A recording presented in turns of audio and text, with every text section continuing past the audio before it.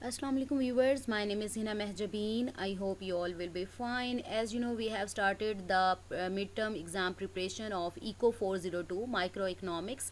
आज lecture number 11, 12, 13, 14 यानी 11 से 15 तक जो लेक्चर्स हैं उनके इम्पॉर्टेंट एमसीक्यूज़ आपके मिड टर्म एग्ज़ाम के लिए वो मैं आपके साथ शेयर करने वाली हूँ। बाकी जो प्रीवियस 10 लेक्चर्स हैं उनके ऑलरेडी कर चुकी हूँ। साथ साथ कोशिश करूँगी कि प्रैक्टिस क्वेश्चन भी आप लोगों के साथ शेयर करूँ, क्योंकि एमसीक्यूज़ इसलिए मैंने पहले स्टार्ट किए बिकॉज़ ये है कि 22 एमसीक्यूज़ आपके मिड टर्म पेपर में आते हैं। ठीक है, तो 22 अगर एमसीक्यूज़ की प्रिपरेशन अच्छी कर लो तो बहुत अच्छी बात है, यानी आपके 22 तो ऐसे ही मार्क्स ले लेते हो। फिर उसके बाद आप लोग फिर सब्जेक्टिव या 2 मार्क्स वाले क्वेश्चन कैलकुलेशन वाले हैं उनकी तरफ आ जाएं। तो ऐसे आप अपनी अच्छी प्रिपरेशन कर सकते हैं, बजाय इसके ये उन लोगों के लिए कह रही हूँ जो कहते हैं ना प्रिपरेशन नहीं कर सकते या पास नहीं कर सकते। अदरवाइज़ तो आपने पूरे हैंड आउट्स करने होते हैं, ठीक है, उसको समझना होता है, उसको समझेंगे देन ही आप ये क्विज़ेस कर पाएंगे। Let's start today's lecture. Question number 1 is, as more consumers enter the market demand curve will shift to the right. Next question is, when the price increases of a good having inelastic demand, its expenditure increases. Next question is, अब देखें difference देखते जाएं, elastic, in elastic या increases या decreases में क्या होगा। When price increases of a good having elastic demand, it's expenditure decreases. ठीक है, ये एक ही क्वेश्चन डिफरेंट वेज में पूछ रहा है। When the price increases of good having unit elastic demand, it's, अब यूनिट इलास्टिक, इन इलास्टिक और यूनिट का पूछ रहा है। जब unit elastic demand, then its expenditure remains unchanged.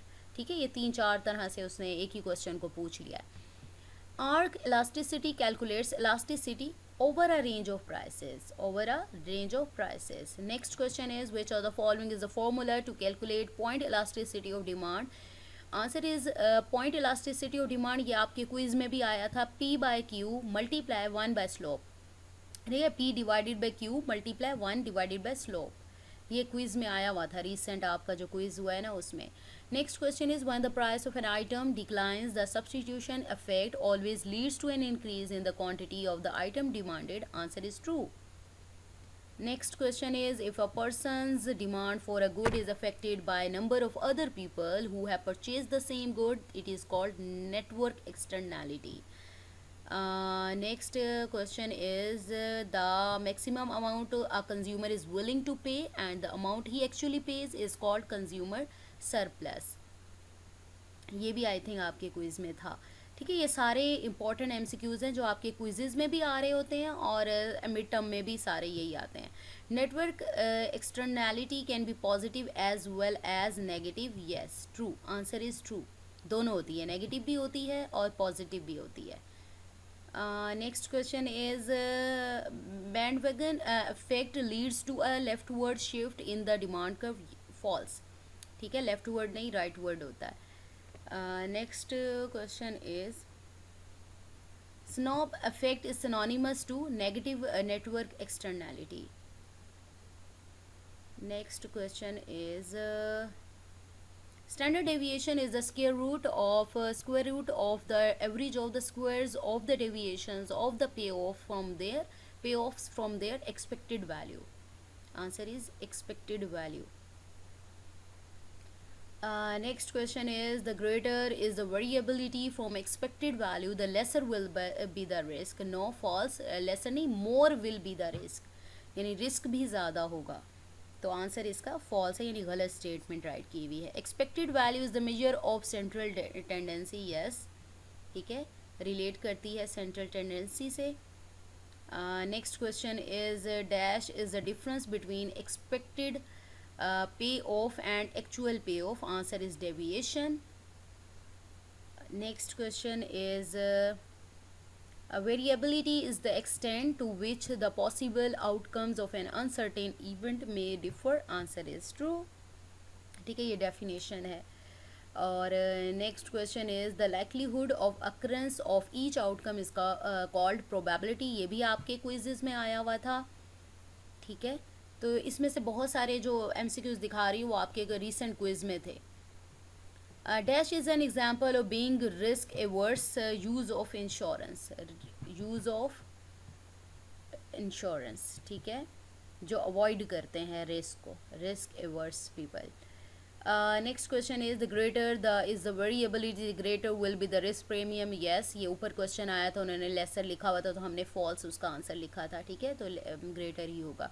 People can be risk averse, neutral और लविंग, दो तीनों हो सकते हैं। All of the given options are true. Next question is, a person is said to be risk loving if he prefers an uncertain income over a certain income with the same expected value. Yes, yes, इसे loving कहते हैं, uncertainties को prefer करते हैं। Next question is, a person who prefers a certain given income to a risky income with the same expected value is known as risk averse people. Answer is risk averse. Next question is, capital gain is a decrease in the value of an asset. Gain भाई कहते ही increase को है, तो यहाँ decrease है, so the answer is false. Next question is, return on asset is the total monetary flow of an asset as a fraction of its price. Answer is price. बहुत सारे MCQs हैं। Okay, question is, something that provides flow of money or services to its owner is called asset. Answer is true.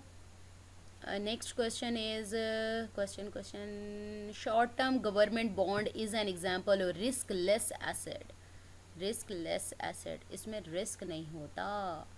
Okay जी, next is, by obtaining more information consumer can dash the risk, reduce the risk और decrease the risk. Reduce और decrease एक ही बात है, ठीक है, दोनों में से कोई भी आ जाए तो लिख देना। Next question is, according to the law of large numbers the average outcome of many similar events is non predictable. Answer is false because it is predictable.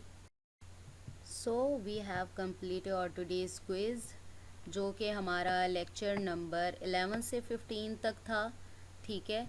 तो ये सारे एमसीक्यूज़ जो इम्पोर्टेंट हैं आप लोगों के मिड टर्म एग्ज़ाम के लिए, यानी इन्हीं में से ही क्विज़ेज़ आएंगे। मैं सारे चैप्टर जो कि लेक्चर नंबर 1 से 18 तक आई थिंक आप लोगों का मिड टर्म में आ रहा है, तो उसके सारे एमसीक्यूज़ जिसमें formative assessment, post assessment important, और बजाय इसके कि आप बहुत ज़्यादा पास्ट पेपर यानी बहुत ज़्यादा प्रीवियस ईयर्स के पेपर्स उठाएँ, तो आप रिसेंट क्विज़ेज़ करें ताकि आपका क्विज़ अच्छा हो जाए।